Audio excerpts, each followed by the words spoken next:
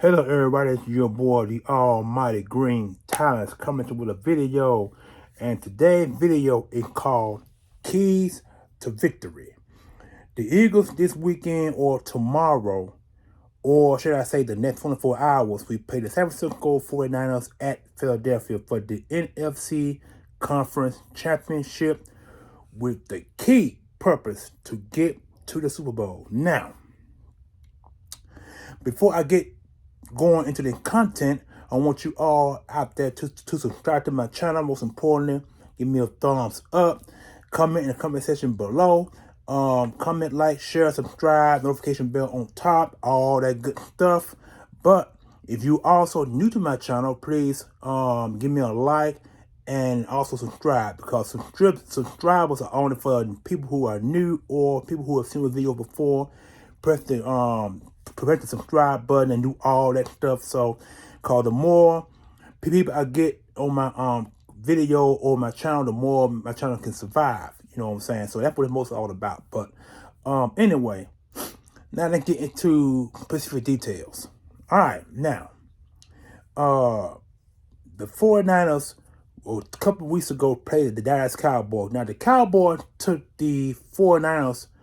They took them through the wire. They took them to the wire. You know what I'm saying? Because it was I think the Cowboys was up at one point, but Dak Prescott threw an interception, and I think that boy ran that ball all the way to the end zone for the score, and that's how the 49ers won that football game. But overall, it just goes to show, when you play good defense, you can win games, and this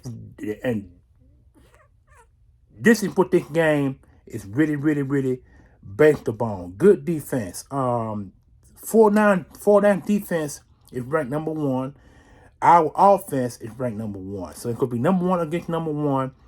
The 49 defense is ranked like 2 or 3. I think 3 to the most, because they are more like a simple, complex offense, but it's a complicated offense, but it's kind of complex. Now, the Eagles' offense is it's probably one of the more difficult offenses to run in the league. I mean, it looks easy, but not easy. So our offense is pretty complicated. So that's why our offense is number one in the league, bar none for passes and run, for the punt, pass and run ratio, or the RPO, what everybody like to call it. But the Eagles run not just the RPO, they also run some options, they also run some zones, and they also run some some type of offense, they call it read option offenses, or they call it zone offense.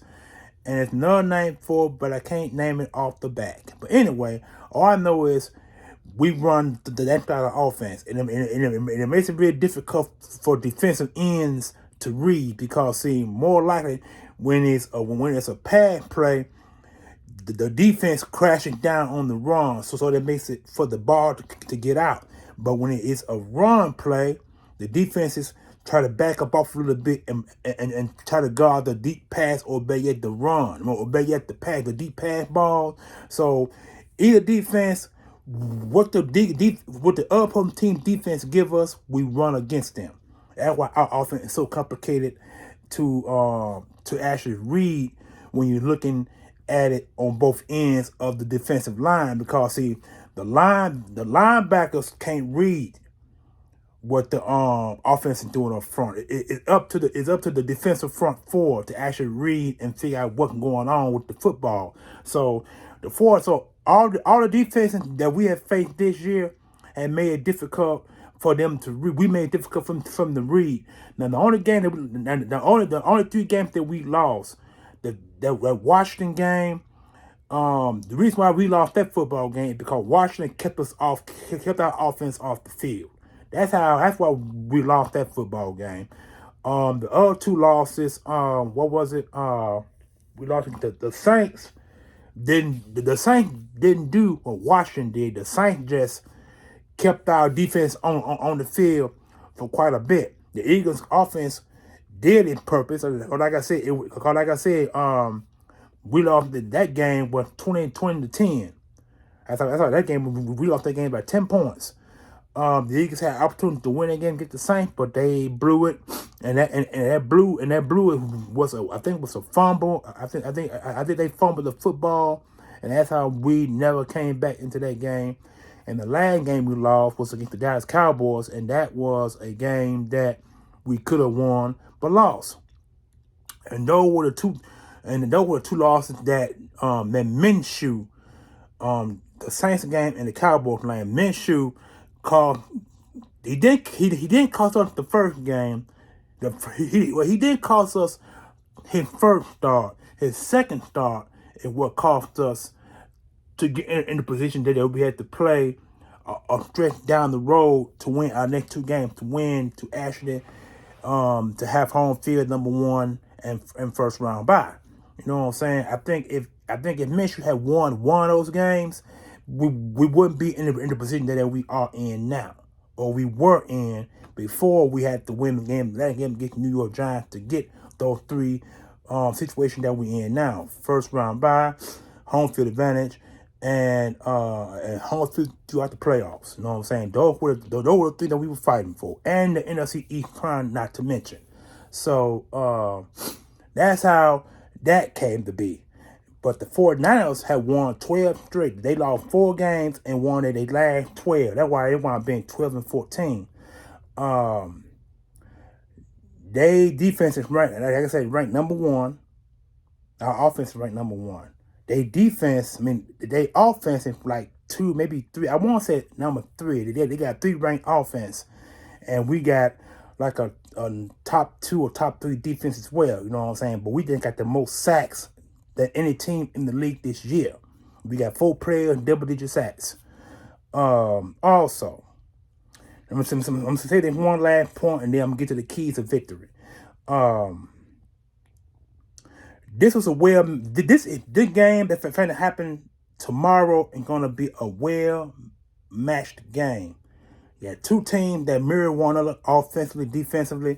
It's going to depend on who called the best scheme offensively and the best scheme defensively to win the football game, because the 49ers can't be fooled and we can't be fooled. So it could be up to us as Eagle fans, and to watch our team crash down and get these sacks, because this guy Brock Purdy that everybody is calling Brocky, which to me is an insult, because why would you want to put B in front of R and make it Brocky? That's by far the wackest I think I ever heard.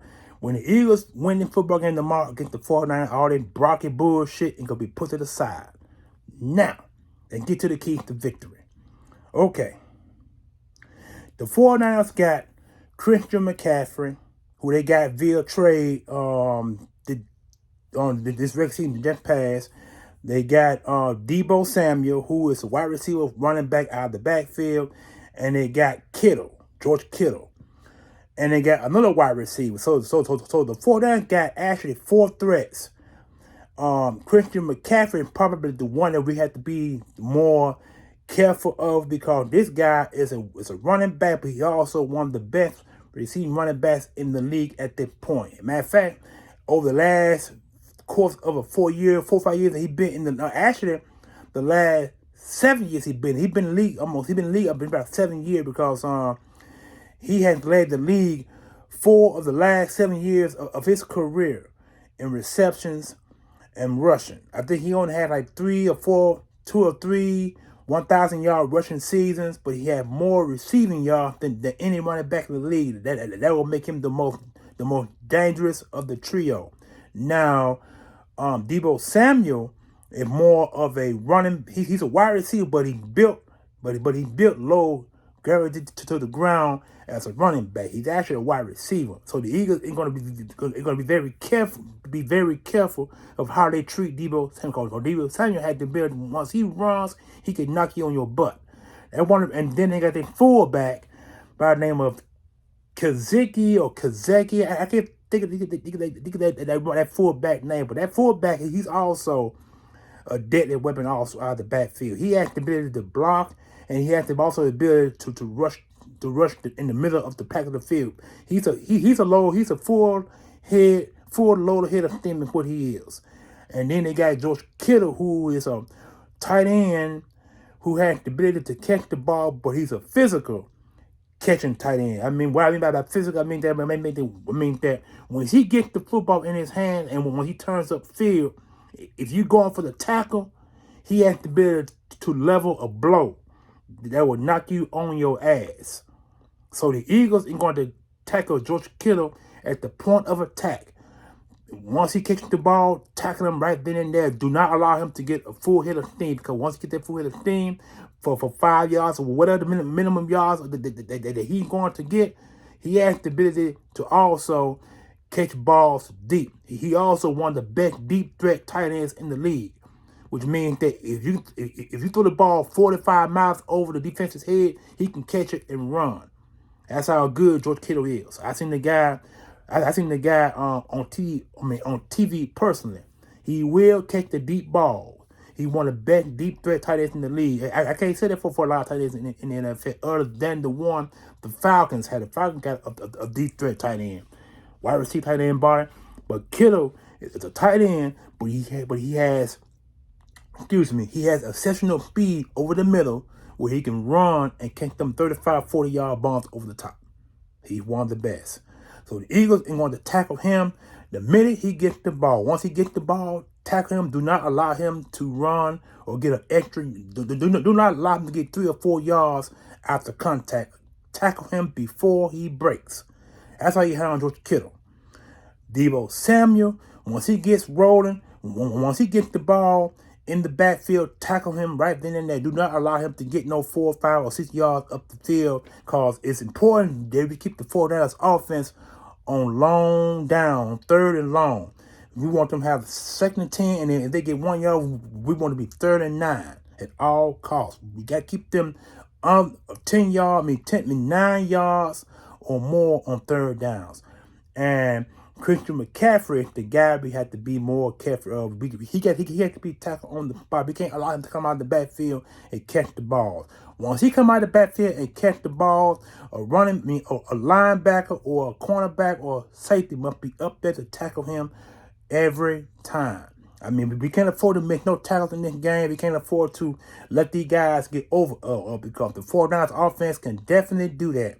And once you contain three or all 4 of those guys, the Eagles front 4 should be able to get to Purdy and tackle him for sacks and losses. So we got to get this guy down. And the 49ers are going to try to do the same thing to Devonta Smith. They're going to try to do the same thing to A.J. Brown. They're going to try to tackle Miles Sanders, and they're also going to try to get Dallas Goedert also. So the Eagles got 5, and they got 5. It could be most important of what we can do defensively to stop them from rolling. I mean, we won't be able to stop them from scoring. They're going to score. We just got to keep them off the field as much as we can, so we can put ourselves in short situations where we can get the ball downfield. We need to use the minimum as much clock as possible. The Eagles need to have at least 30 minutes more of the ball than the 4 days, because we all know it's 60 minutes. It's 30 minutes per quarter. 30 minutes per quarter. So the Eagles going to have 30 minutes per half. 30 minutes per half. We're going to have to use as much clock as possible in first quarter, second quarter, third quarter, fourth quarter. We got to use as much clock as possible, because we must get the 49ers defense tired where we can pound them with the run and pound them coming out of the backfield and getting balls over the top.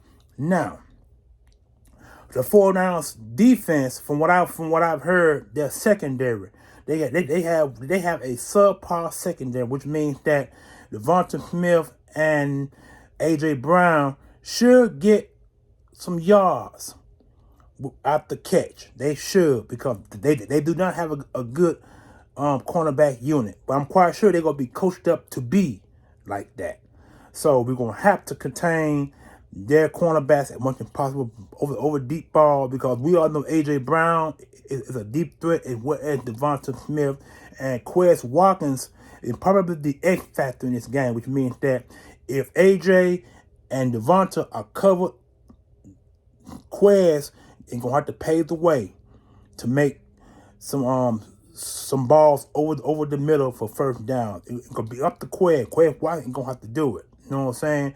And we also gonna have to use both our tight end. If that Goddard get good covered, the other guy, Calatera, whatever his name, they got to utilize him as well. We got to utilize all our weapons on offense to win this football game. Also, defense. Like I said, defense ain't going to tackle. Ain't no ifs, ands, and buts about that. We got to tackle. We got to get sacks. We got to get turnovers. We got to force Brock Purdy to throw at least 2 picks in this game, and them 2 picks can be touchdowns. We need 12 points off those picks. 12 points, which means 6 off the first one, 6 off the second. I'm not talking about the field goal, because if we miss the field goal, we miss the field goal. We all know touchdowns is at 6 points. We all know that. So that's the key to victory over this game, because the Eagles gonna have to sound tackle. They're going to get sacks. They gotta get turnovers. They gotta contain McCaffrey. They gotta put Debo in check, and they gotta put Kittle in check. Those are your 3 main guys we got to contain.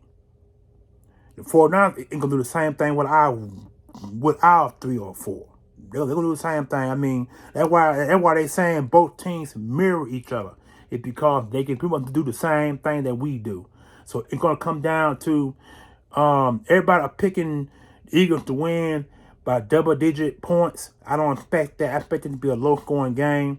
I feel if whoever can get downfield and kick the field goal with like 4 or 5 seconds left in the fourth quarter, if the Eagles can get the field goal and kick it, if you want to be in a 17-17 tie, if the Eagles can get downfield and kick the field goal between 35 and 40 or maybe 45 yards. Now, Elliott is known for kicking 54 and 55-yard kicks. He had missed a few of them in the past.